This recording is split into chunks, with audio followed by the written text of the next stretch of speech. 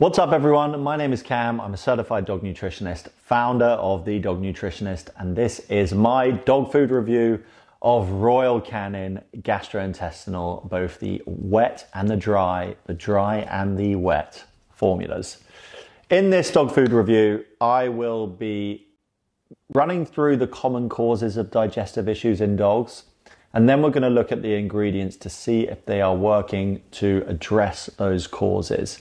If they're not, then this food likely isn't going to work for your dog, either short term or long term. So let's start off. I've got the ingredients in the food here, but before I read those out, we're going to talk about the causes of digestive issues for dogs. The most common cause is protein intolerance. This is a reduced ability to digest a particular meat. It could be to beef, it could be to chicken, it could be to any meat in the world. And it isn't something that your dog is necessarily born with. These can develop over time. Often when a dog is overfed one protein, let's say they've only eaten chicken their whole life, sometimes they can start to become intolerant to that protein. It's also the case that dogs can have a variety of protein intolerances, and there's only a few types of proteins that they do well on. So you need to work out which proteins your dog is best on. That's one of the most important parts of creating a diet that's going to be okay for their unique digestive system, is figuring out what works best. You then have fat sensitivity, just reduced ability to break down and digest fats. Bacterial infections, parasites can do damage to the gut. Overfeeding is another massive problem and major cause of gut issues in dogs. We've kind of humanized them and assumed that they need 3 meals a day sometimes, or breakfast and dinner. Those types of feeding routines are really unnatural for a dog because they've evolved to take on a lot of food at one time and then not eat for an extended period of time, and then take on a lot of food at one time. A recent study called the Dog Aging Project on 35,000 dogs found that dogs fed 1 meal a day were less likely to suffer from literally every type of health issue: metabolic disorders, cancer, kidney and liver disease, urinary disorders, literally the lot. And that's because it's a natural way for a dog to eat. If you want to feed 2 meals a day, make sure they're within a 6-hour window, either breakfast and lunch or lunch and dinner. Many of you will now be saying, but my dog throws up yellow bile when I don't feed them their dinner. If you move to a more natural feeding schedule, this stress symptom, which it is a stress symptom, it's a sign that the liver is under duress, will disappear. It's not that your dog is hungry and needs food. It's a sign that something's not right. And the way in which you fix a problem with the digestive system is you move to the most natural diet possible and the most natural feeding schedule possible. Other causes of digestive issues include overly medicated dogs that have had antibiotics at an early age, or lots of antibiotics. That wipes out their gut microbiome, and if it isn't properly healed, if you don't nourish the gut with a variety of fresh foods, that balance won't have been restored and it will affect your dog's ability to digest. Finally, you have anxiety. Dogs that are stressed out are worse at digesting.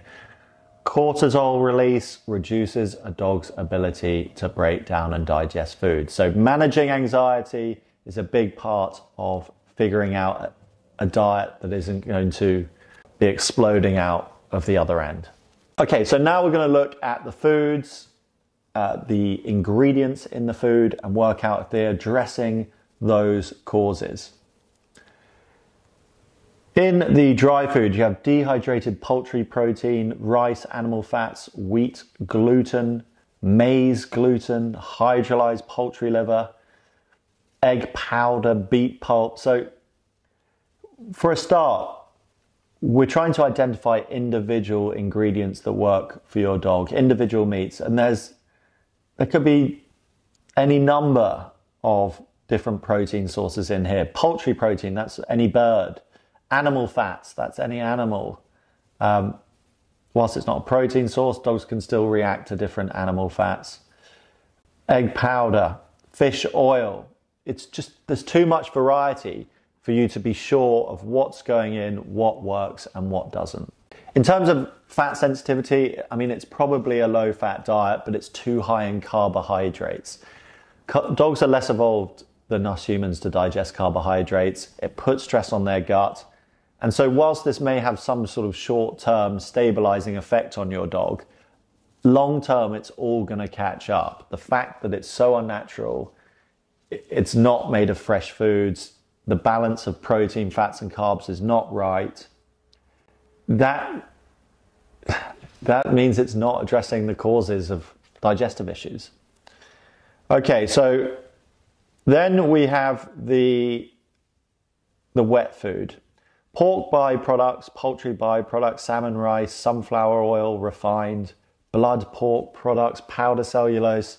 Again, too much variety. What is a pork blood product?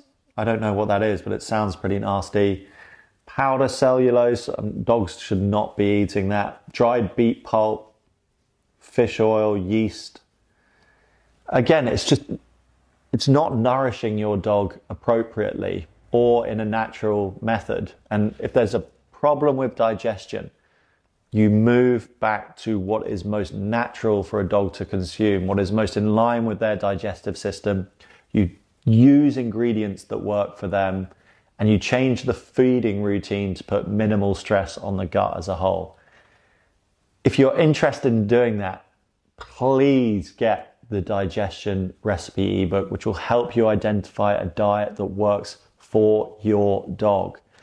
Just simple, controlled recipes, learning how your dog reacts, figuring out the ingredients that work best and making a diet out of those. Fresh foods. If you can do that, if you can get your dog's gut back on track, then diet will be working to keep them healthy and vet trips will be kept to a minimum. If you want more information on dog food, dog nutrition, my website is thedognutritionist.com. I've got so many more videos on this YouTube channel, so make use of it all. I've tried my hardest to gather the best of my knowledge to help you feed your dog in the best way possible. So that's the end of this video. Thank you for watching.